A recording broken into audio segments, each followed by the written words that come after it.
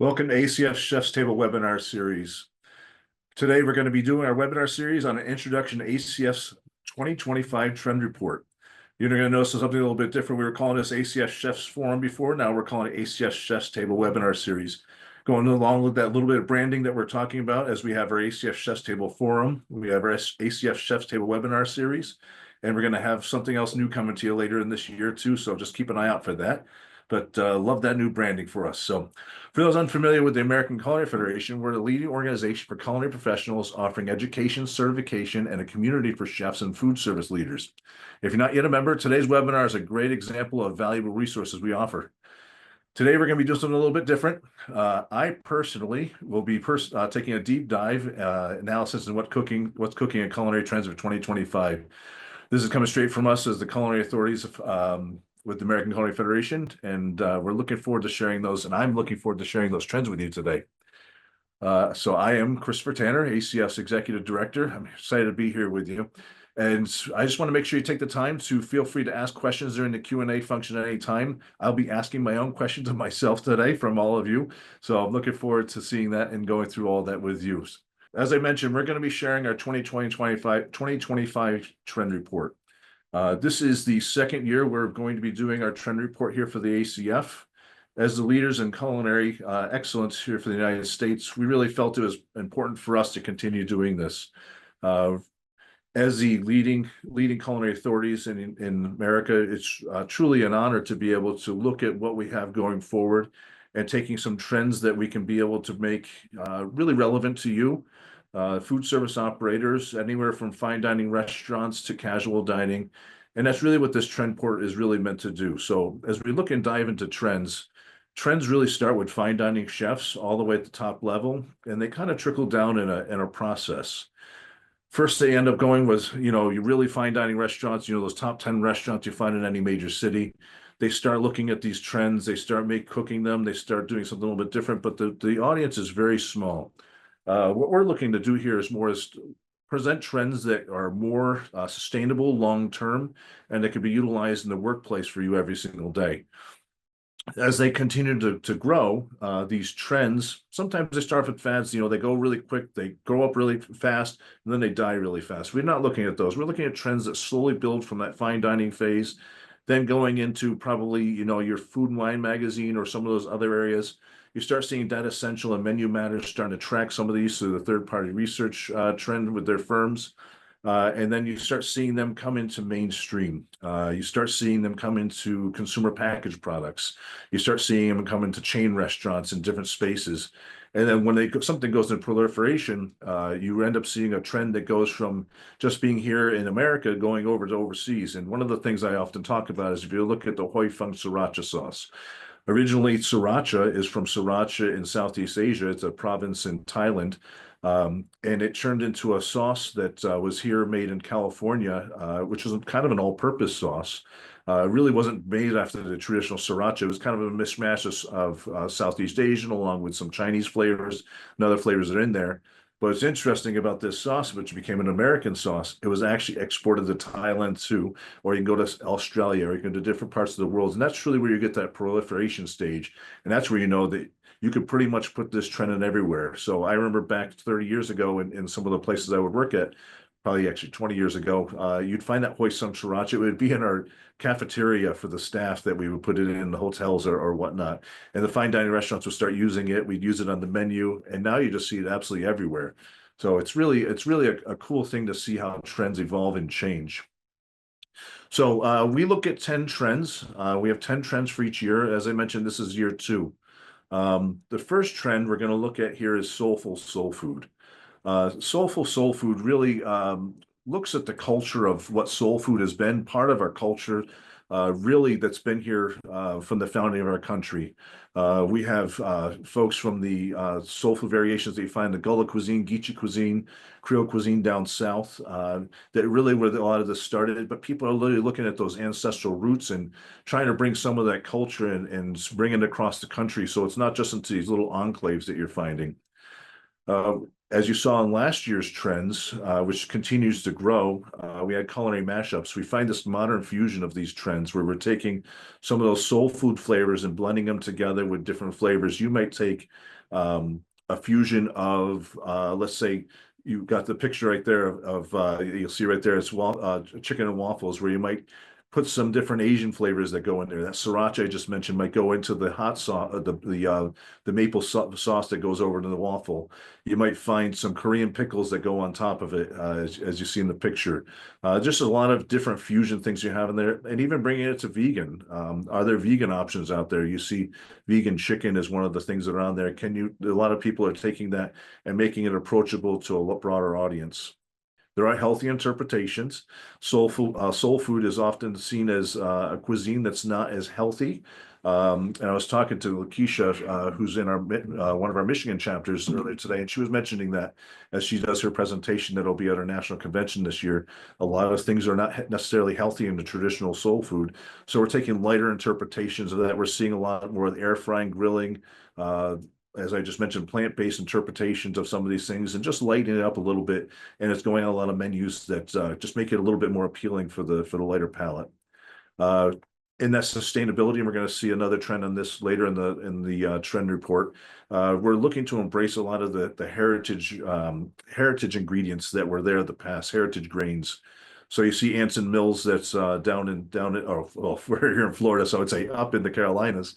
You're going to see them preserving some of those grains that would have been used in the past. They're becoming mainstream. You see a lot of sustainable seafood coming through here. And as we've for years been talking to chefs at farm to table, really, how do we get those ingredients that really come from the farm to the table to make this cuisine really something that's an experience, which is that next level there? How do you have soul food as an experience, tasting menus with a modern flair, something a little bit more fun, and some pop-up dinners we're seeing too. This trend, these pop-up dinners and all these different trends don't go away. They continue to evolve. And when we do that, we see a trend like this, like soul food going into there. And then obviously we're seeing some expansion on retail and media where we're seeing a lot of magazines. And this is really where trends, as I mentioned, kind of go mainstream. We start seeing a lot more a lot of cookbooks that have been coming out over the years that really look at the cuisine, at the soul of its cuisine. That's why it's called soul food, but also at how it's expanding. So I'm seeing a lot of cookbooks out there that fuse together Southern cuisine or soul food together for maybe Italian cuisine. I saw one book with collards and carbonara. I've seen another one with Ed Lee where he took Korean cuisine and mashed it up together. But you're seeing a lot more, I would say, some of the traditionals coming out of there. Trend number two, I absolutely love pizza, and Stephanie from Modernist Cuisine has been in conversations with me with their Modernist Cuisine pizza book that came out. Some of you, if you're in the ACF, have remember coming to the conference when we were in New Orleans, where she did her presentation on pizza. And one of the really cool things that you're seeing here is fusing together what were traditional pizza styles, but mixing them together with some global flavors. Again, I mentioned that global mashup. That trend's not going away, and we're going to see it growing here too. Masala Pizza is an Indian pizza brand where you see traditional Indian cuisine fused together on all the pizza styles that are on this restaurant chain menu. Really cool things that are happening there. You're seeing plant-based innovations. Again, just mentioned that a little while ago. You're seeing this vegan-friendly pizzas. You're seeing the vegan cheese. Vegan cheese for the longest time didn't melt, but you're seeing a lot of brands like Vivian and other brands where the cheese actually truly melts onto the pizza. But you're also seeing some really cool flavors coming out for vegan pepperoni, truffle mushrooms, and even just really putting good ingredients. So high quality tomatoes, high quality vegetables that go onto the pizzas as well. One of the things I truly love is the artisan craftsmanship of pizza. What you're seeing a lot more is the regional flavors.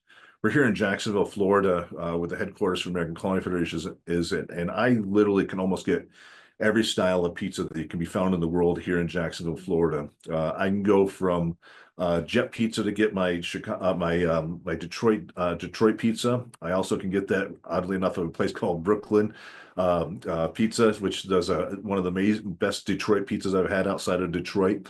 I can go and get a Chicago deep dish pizza here. We have a place that does Chicago stuffed pizza, which is the dough on top and the dough on top of the cheese and meats, and then the sauce on top of the dough. We can go to V Pizza, which is a chain here, which features Neapolitan, certified Neapolitan style pizzas. I haven't seen Roman pizza here yet, but any major city now you can get pretty much any style of pizza. There's New York pizza here too. I didn't forget Tony D's, a friend of ours that has great New York style pizza. And my wife's favorite style is New York too. So it's really cool that here it's we're a mishmash here in Jacksonville, Florida, but I would say that you're able to find a lot of these truly unique pizzas found all over the United States. If you haven't seen that Roman Tagliatelle pizza, what they're doing is they sell it pretty much by the pound. So you get this long pizza and they're taking scissors and cutting it, which is a lot of fun. And then even this Japanese, you see a lot of Japanese and a lot of Asian flair going into pizzas too, which is really kind of a cool. Um, We've got interactive dining experiences here too, where we got wood fire pizzas, and I think that's a really cool thing. Where I've been seeing places where you actually have the table, you have the wood fire right at your table. So a lot of times you see kids are able to go to a lot of restaurants and they make your own pizzas. Well, how about as an adult making your own pizza at the table? And that's what I think was cool with when we had the Uni pizzas, Uni ovens that started coming out, and now we have the electric one that Uni does, and some of the other brands that are out there. That's giving opportunities for the interactive dining experience. The sustainability is coming in here again too. So we're looking at utilizing flour in our dough, or sourdough, or different things for using leftover ingredients from pizzas, that we're trying to preserve some of that thing. And I think some of that came out of, COVID and costs being effective and whatnot. But also you're seeing a lot of reclaimed vegetables that are being used. And I talked to a company recently about being able to use these second or thirds that come from the farms, and they're really inspiring their entire menu based off of using that. And there's nothing wrong with it. They're just ugly fruits and ugly vegetables, but they make beautiful, delicious pizza or beautiful different dishes.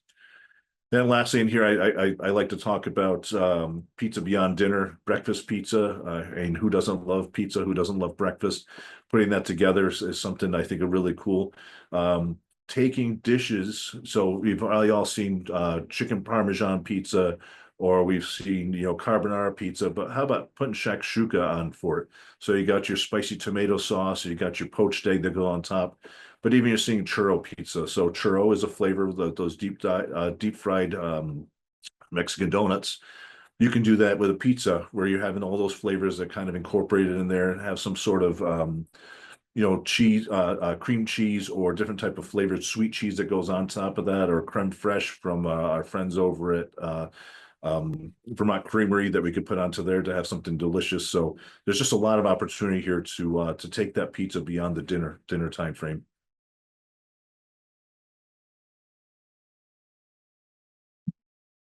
Here's another really fun one: sustainability and kitchen electrification. So you've already heard me talk a little bit about sustainability. Obviously, it's right where we're talking about everything in the food, but also it goes into electrification of kitchens. Those of you who follow anything in the state of New York, they at one point they were trying to put a law in where they actually outlawed gas stoves in both the commercial space as well as homes. Here in Jacksonville, Florida, here in Florida in general, a lot of times we can't actually have gas stoves in our homes because the gas lines have to run higher above the ground. So unless you have propane, we're high on the water table, so we don't see a lot of gas here. But more so, you're seeing that in the commercial kitchen space. So as we see induction cooktops becoming popular, going from niche to mainstream, we've adapted that with Middleby designing our kitchen spaces for us for the National Convention of the ACF. So we have our kitchen suites that are fully electric. They're induction, the ovens are electric, and they are efficient. There's less waste. As we talk about that net zero consumption in mind, you're using reusable, renewable energy as part of that process, hopefully in some of the places we're going to. And it's just a really cool way to be efficient. And as you look at burners, there's actually a lot of waste that goes into the amount of heat that comes off the side of a gas burner. As much as chefs, we love that. Having that direct heat that goes direct to the pan, particularly with induction, that magnet is heating up just the pan. It's not heating up the kitchen. It's not heating up the stove other than the heat that's coming off the pan. So it's really a cool way to really be ecologically friendly, but also efficient in our energy uses. Um, Seeing a lot more eco-friendly equipment and materials. Recycling has been around for a long time, but we're seeing a lot more of that in our kitchens, on plastics, and even in the materials for building a lot of the kitchen equipment. Waste reduction. My gosh, I remember when I was 24, I was running the McCormick and Colettos in Ghirardelli Square, and we had 7 recyclable containers that we had back then in San Francisco, and how this has just become mainstream with composting and different ways to be able to have recycling and making sure that you're not wasting food as much and tracking it, but also making sure that we're not wasting our energy and resources. So I think it's really a cool thing to continue to see that becoming mainstream. We are seeing electrification incentives that are coming through. We'll see how that continues into the next 4 years. But there's a lot of government rebates out there for energy efficient restaurants. So look at your local areas, look at your states. You might have opportunities to get, if you end up putting in some of these electric kitchens, for you to be able to be more sustainable and get some incentives and kickbacks on there. And then lastly, near and dear to my heart, when I was teaching in culinary schools and running culinary schools previous to being here, there's a lot of opportunity to show best practices and best uses. So in the past, we used to throw away all of our food at the end because there was issues with serving food that came from kitchens that could necessarily not be served to the public because we're about insurance purposes. But I see a lot of schools now figuring out ways to do this and not just trying to feed it to the general public, but also the needy students that are in the schools that may not have the funds to be able to buy their lunches and meals every day. So we see repackaging and opportunities for untouched food to be able to be reserved rather than going to the trash bin.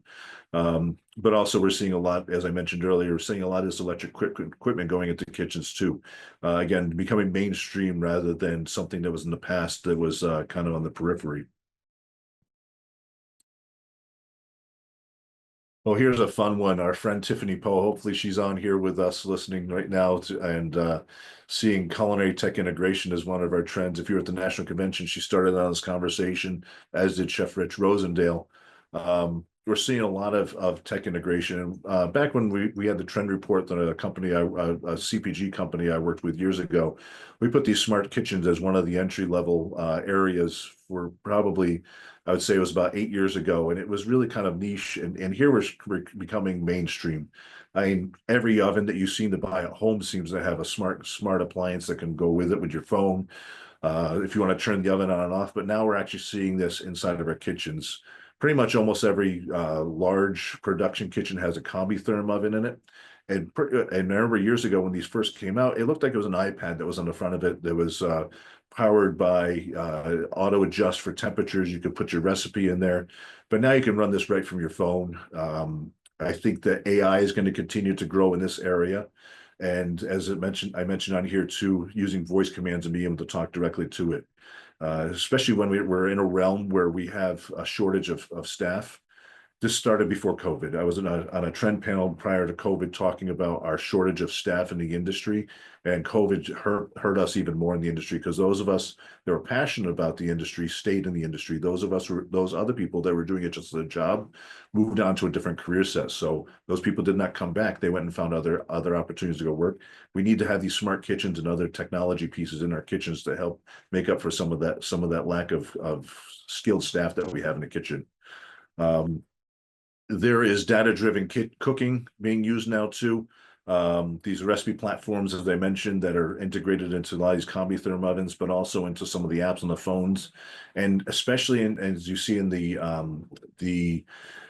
healthcare segment or the adult care or the assisted living section, you have a lot more dietary needs and preferences and an opportunity to be able to find some of that data-driven cooking. It becomes important there.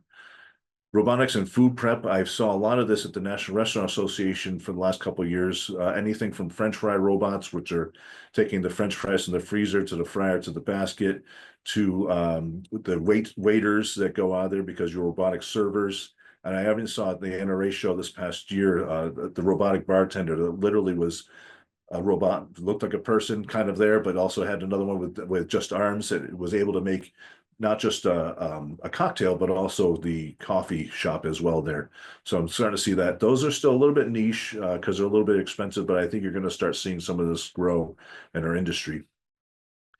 Again, I'm talking about sustainability here through technology, repurposing leftovers, finding opportunities to be able to use apps to track or monitor our shelf life. You're going to see a lot of that. And then this AI and virtual reality is something that's kind of interesting to keep looking at, particularly from an education standpoint. I think you're going to see a lot of these schools. We have these virtual schools that have that really, we had a couple that were before COVID, but really emerged after COVID. Can this virtual reality or augmented reality be a place where we can immerse ourselves into a virtual reality kitchen for the students to be able to cook there? And this last one is really near and dear to my heart, personalized nutrition and meal planning. As a strongman competitor and a weightlifter, um, I used to have to take everything and write everything down individually on a plan. I'd have to take my recipes and convert them all so that I had my right amount of protein versus my fat versus my carbs. There's actually apps on your phones now. Meal Prep Pro is the one I happen to use along with Macro Factor. If you're out there listening, we love sponsors, by the way, for both of you. Macro Fat, what the Meal Prep Pro does is actually takes the recipes that I put into there and it actually converts it for me. I tell it how many grams of protein I eat in a day, which is 245 based on lean body mass, and then it'll figure out the rest of that based off what I want. It's 10%, 20% fat in my day, and the rest of that goes into carbohydrates. And the recipes are all converted for me automatically. That is already happening in kitchens as well, particularly in the healthcare sector. It's a little bit more expensive for some of that stuff still as we're going through, but as AI continues to improve, I think you're going to see a lot more of that coming through. And then you're also seeing wearable technologies. Obviously started with things like Fitbit, but you have the Google watches, you have the Apple watches, and all these different things. You have the Whoop, which is another exercise, and it's really what it's doing. It's feeding in algorithms into some of the apps, and then it's giving you back what you want to have for customized nutrition.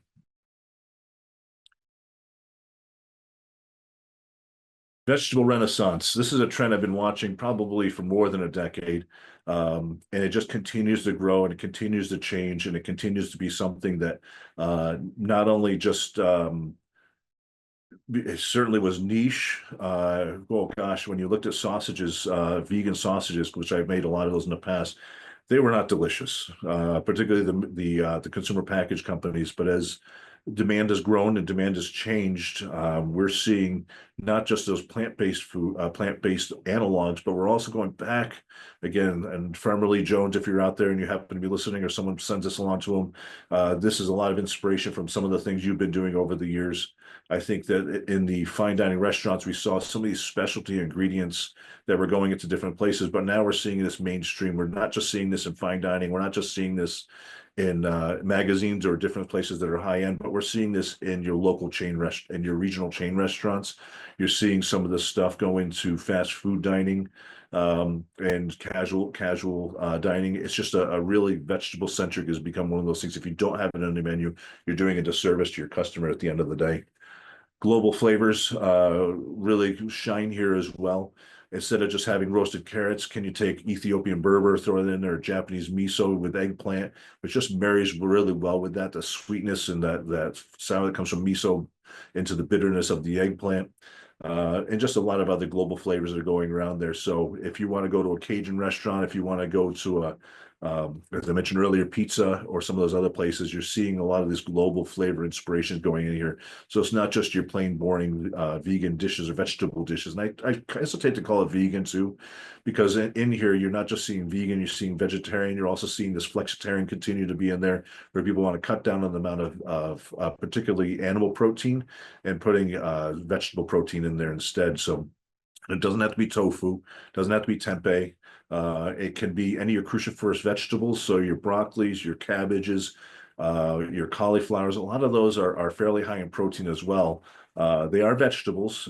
They're not as much protein as if you're a weightlifter or if you're looking to have a very high protein diet, but they are going to get you a lot of the protein that you need there.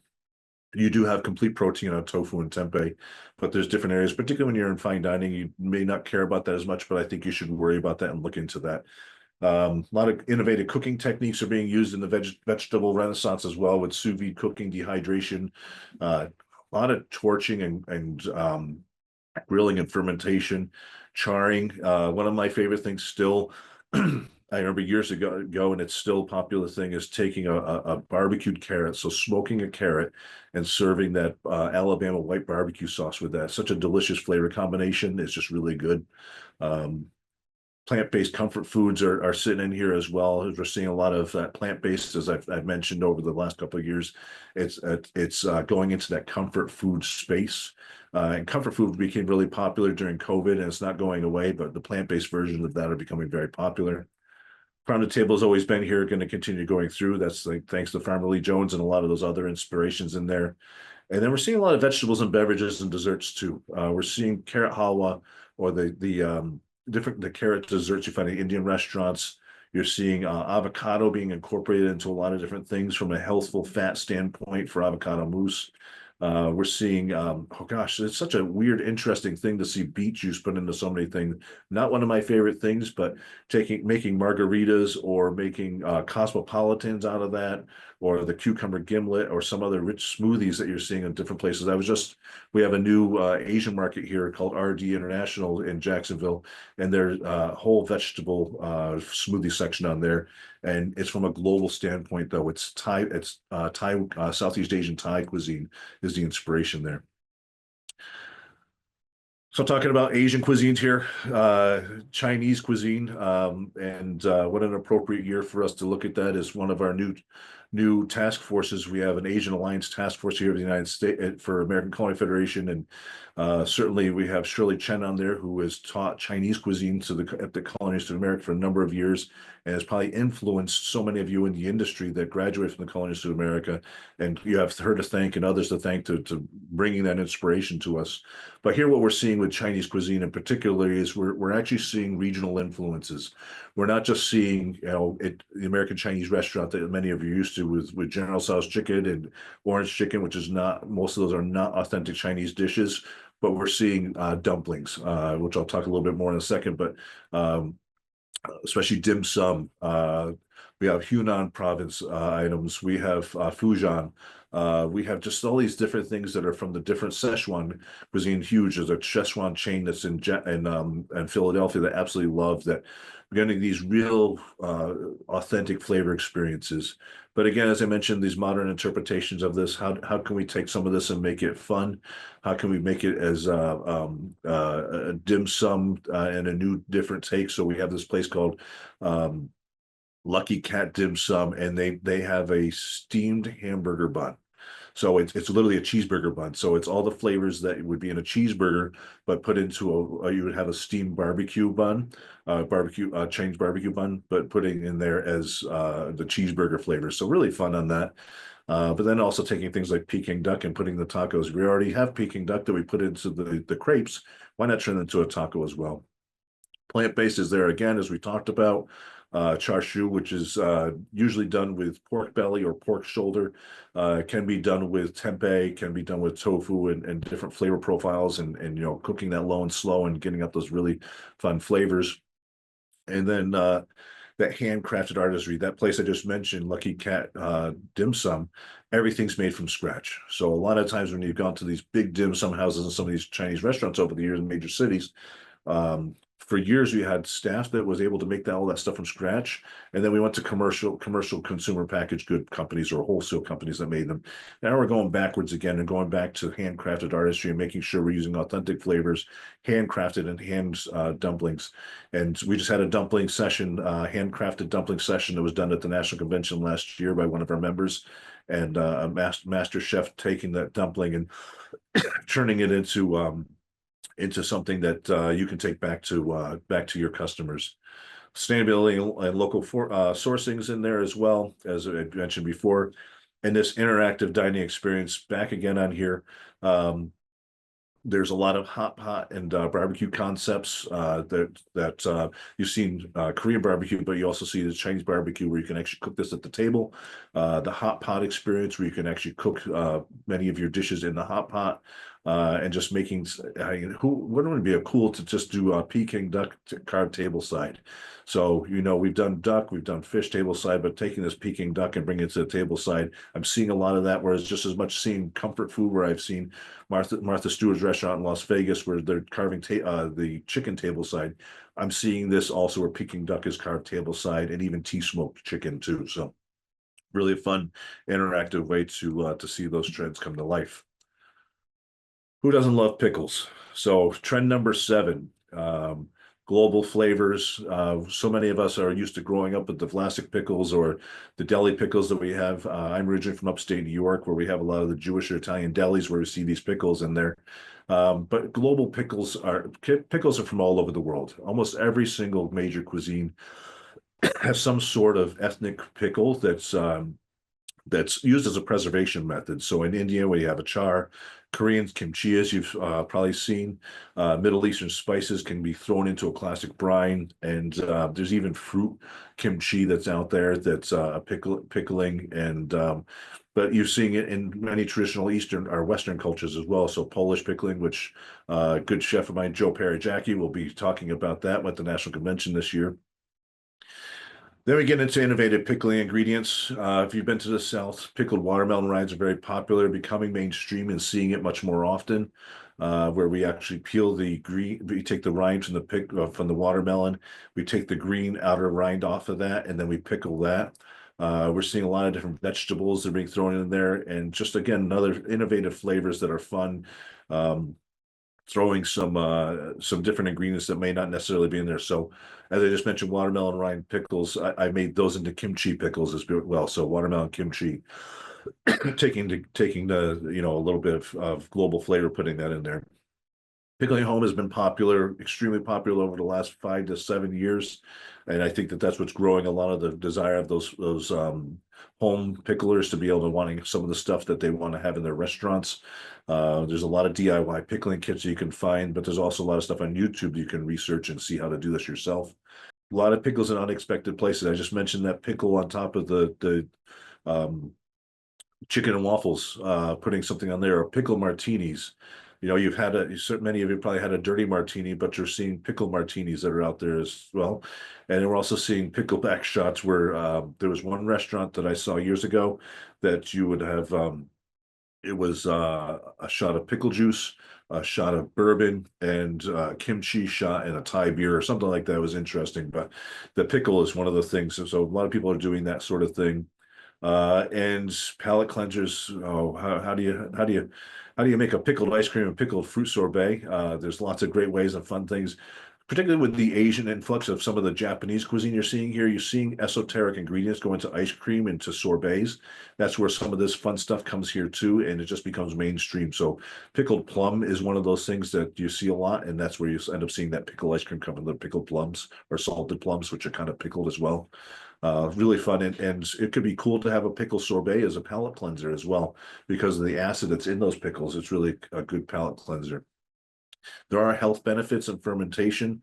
So gut health, particularly probiotics that you're going to have in there, which is why a lot of people are going toward this. Reduced sugar content for flavor profiles helps out with that fermentation process. And you've heard me continue throughout this entire presentation and talk about sustainability and zero waste. Going back to that pickled watermelon rind, we usually throw that rind away. Here's an opportunity for us to make a little bit more money and make something delicious in our establishments by taking what was a waste product and putting it into a pickling jar and creating something delicious for our customers. But you're going to see this across the realm. Things that you would have were ugly fruit, ugly tomatoes, ugly vegetables that may have been thrown out before can actually be used to reduce waste and create something delicious for your menu.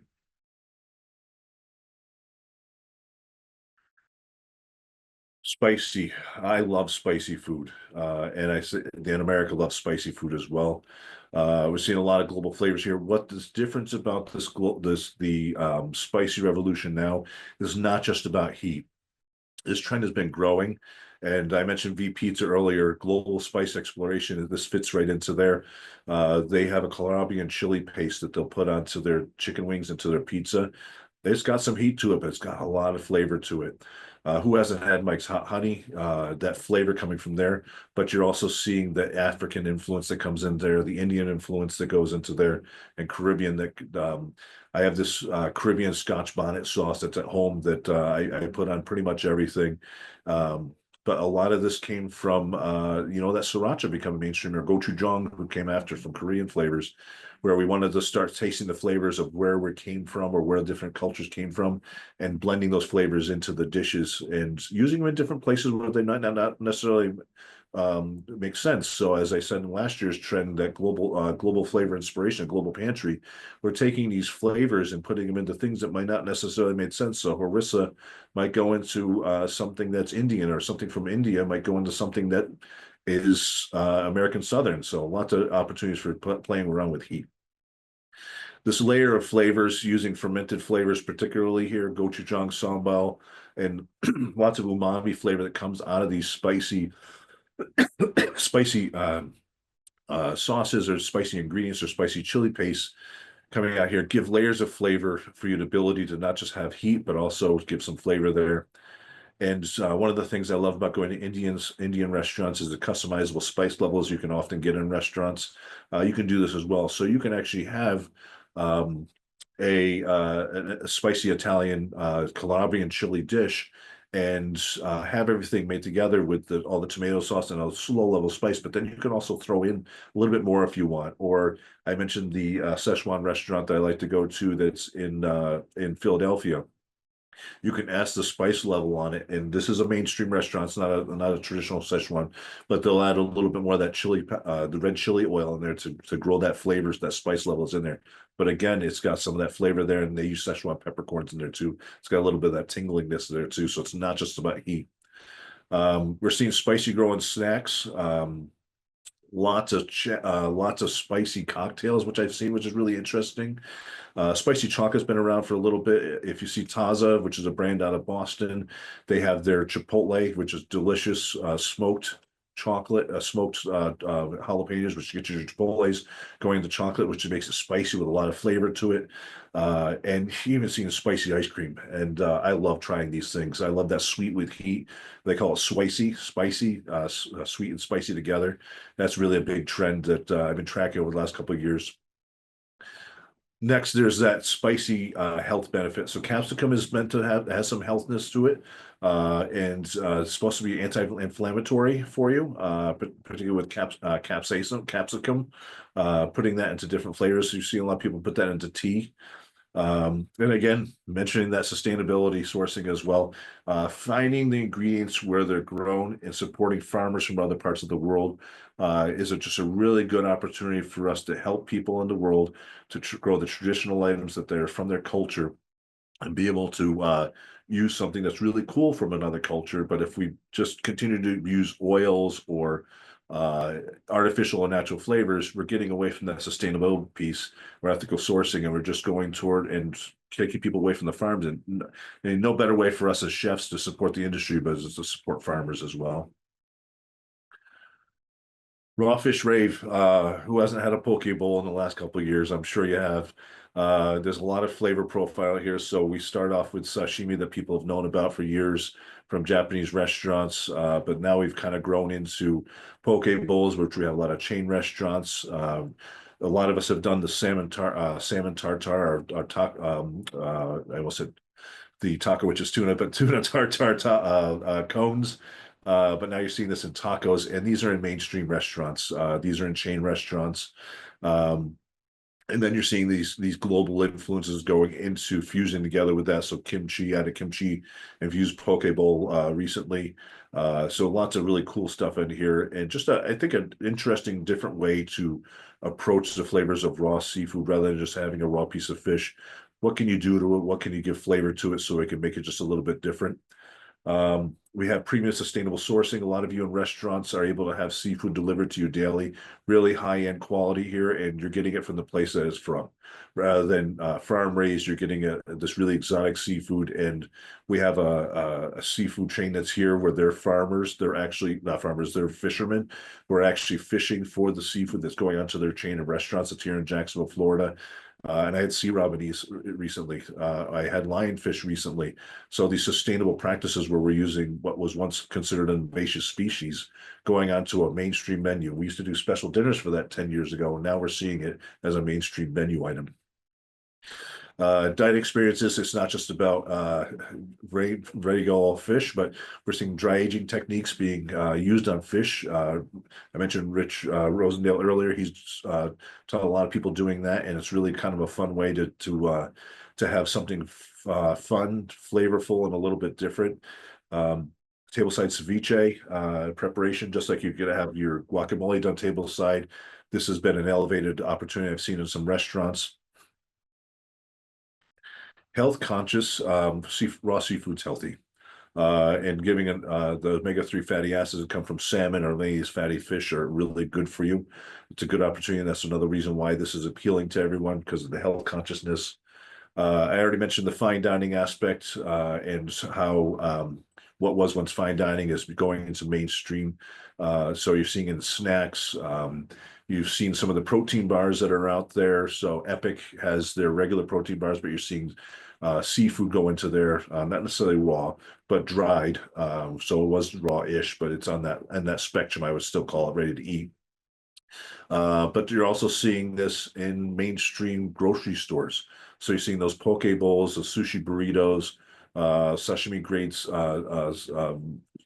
bars that are right there in the grocery store that you can pick up.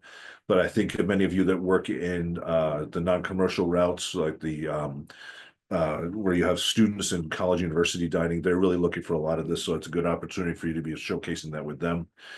And then creative plating, this is just really a fun way to, we're seeing a lot of this where it's just really artistic using the ingredients that grow with the fish. So as you see in this picture, that you've got the wakame salad on there, you've got edamame, you've got different things you could go together with that. They really make it look kind of cool on the plate.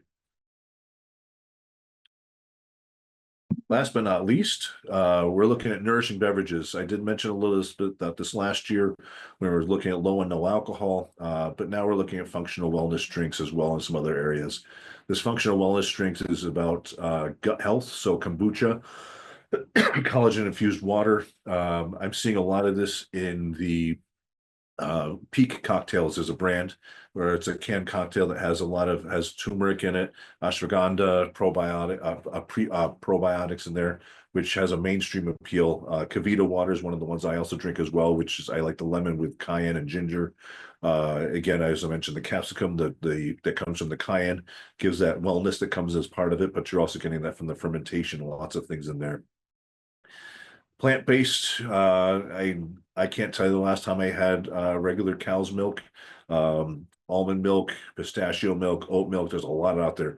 This sector of the industry, and for those of you, especially college, university, probably seeing a lot of this, is very fragmented. So we still have a lot of emphasis, I would say, on the almond milk. Some of these other areas are a little bit more interested in growing. Different nuts where you're seeing cashew milk and whatnot. I'd like to see where this continues to grow, but it's interesting to see it being turned into ice cream as well. But it's all coming out of these cashew milks and almond milk and whatnot.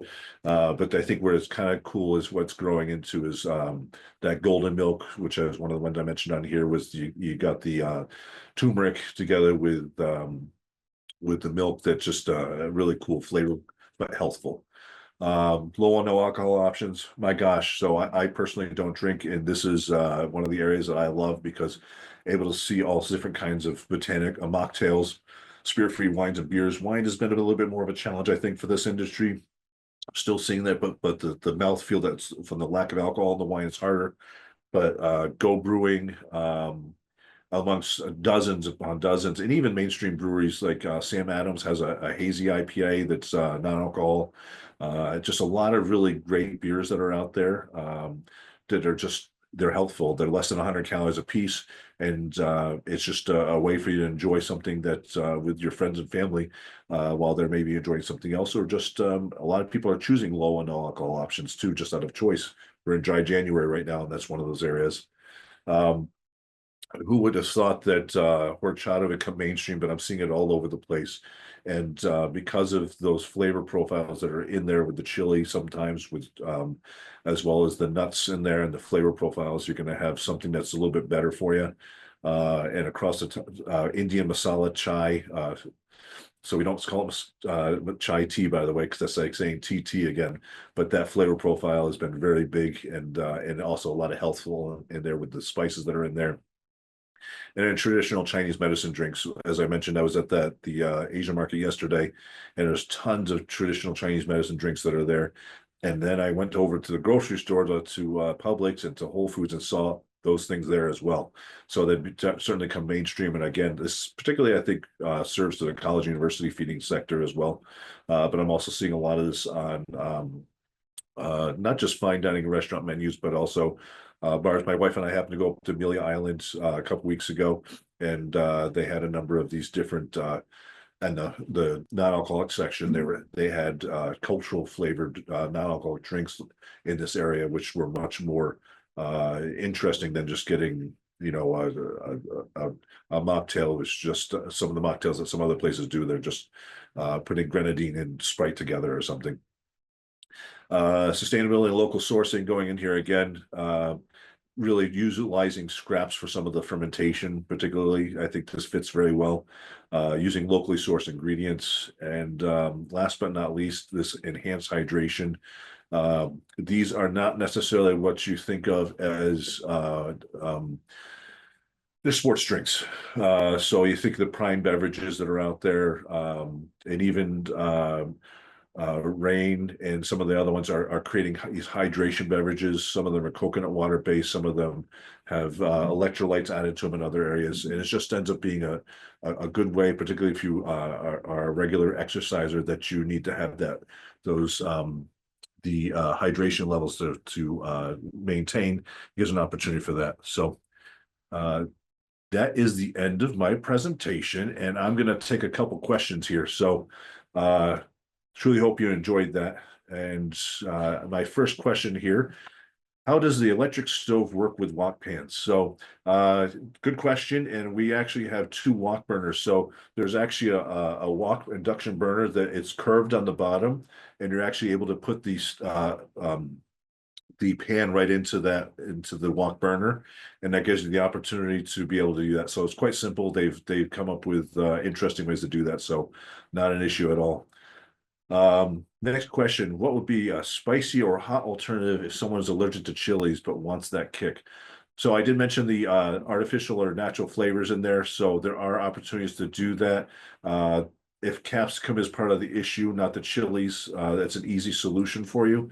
But gosh, let me think about that a little bit. And if you want to email me at ctanner@acfchefs.org, I can come up with some other ideas for that one. I don't have anything off the top of my head directly, other than some of the flavors, because you can't pick those up. But Szechuan peppercorns is not a chili, so that might be an area for you to look at. Gives a little heat but a tingle to that as well.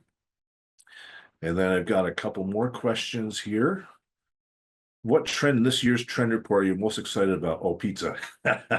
My wife loves pizza. I love pizza. And I love the Book Modern's cuisine. And I probably have about 20 pizza books at home. And for me to have the opportunity to see the trends go back and forth all over between the 10 trends that we have that influence pizza, I think is fun. But it's also because I don't eat a lot of carbs necessarily. So when I get to eat them, I want to eat something really good. So for me to have pizza, I think that's what I'm excited about personally. Which trend do you think is going to be the most relevant for years to come? From a business standpoint, I think of the sustainability and electrification of kitchens will continue to grow unless something changes drastically. Just because of I see such a push in from the commercial manufacturers of equipment. I see such a push from politically for this. And from an energy standpoint, I see that this will be years to come. But honestly, to be honest with you, the 10 trends that are on here are purposely picked because they are trends that will go for years to come. So pizza's not going anywhere, sustainability is not going anywhere, nourishing beverages aren't going anywhere. We're just going to see them grow. They're just not going to be the same year after year. So as you saw last year, I talked about culinary mashups. We saw the culinary mashups just grow into one particular segment that's growing that segment. So, but it could be interesting there. Okay, we got a suggestion. So someone suggested roasted black peppercorn, specifically roasted one could give extra spice level. That's a great idea. Absolutely. I agree with that. Smoked black peppercorns are pretty good too. And okay, I got one last question here. What do you predict being the biggest challenge of 2025? As you heard me mention it earlier, staffing continues to be an issue. That robotics, what I mentioned earlier, the automation is going to be one of those areas that helps us out a little bit. I think the culinary tech integration, as I mentioned, is going to help out a lot as well. Really, the opportunity for that tech integration is going to help us. Well, I got one more question here. Have you seen an electric or induction food truck? I have seen, yes, I have. So I've seen chefs that are using induction equipment in the trucks. A lot of the times they've actually been finishing kitchens rather than cooking right on the truck. But you certainly flat tops can be electric. You just got to be able to find a place where you can plug in. So, and that's part of the problem, right? So, batteries for something like that have got to be massive. You've seen a Tesla out there. The battery is a significant portion of the car. So, I think that's your difficulty in this section still. Oh, that's very kind of you to say. So, all right. So that's my presentation. So at this time, I'm going to pass it off to myself and thank you all for being here.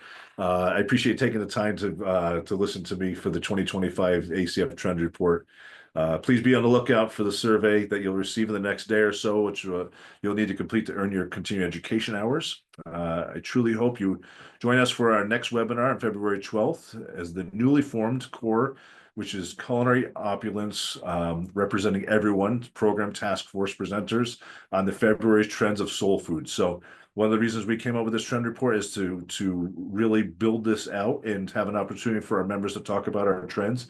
So come to Chef Lakeisha and her core program task force to listen to them talk about the soulful trend. And in order to learn more about the upcoming webinar, visit acfchefs.org and click on the events tab. And on behalf of the ACF National Office, I want to thank you all again for being here and the opportunity to share with you. And thank you for joining us here today. And I hope you all have an enjoyable rest of your day. Thanks for joining. Bye.